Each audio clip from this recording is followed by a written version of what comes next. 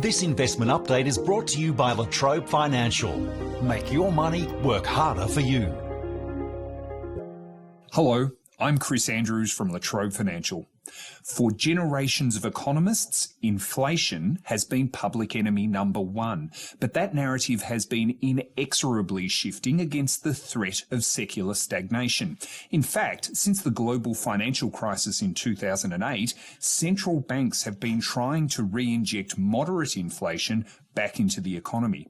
After all, low inflation points to low growth and might itself dampen economic activity as people delay purchases. It also makes it harder for borrowers, including governments, to repay their debts. So central banks have been printing money and pushing interest rates to record lows.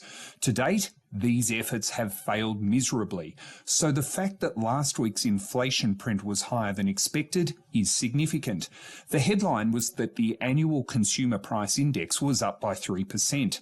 The hidden story was that the Reserve Bank's preferred measure of inflation, the trimmed mean, was 2.1%, just inside the target range of 2 to 3% and the highest level since 2015. It was almost half a percentage point higher than the Reserve Bank had forecast.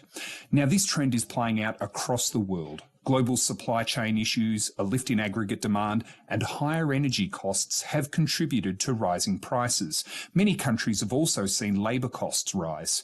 So far, this last element has been absent in Australia, but if labour costs increase, the Reserve Bank might be forced to make a significant revision to its outlook for inflation and interest rates. I'm Chris Andrews from Trobe Financial. This investment update is brought to you by Trobe Financial. Make your money work harder for you.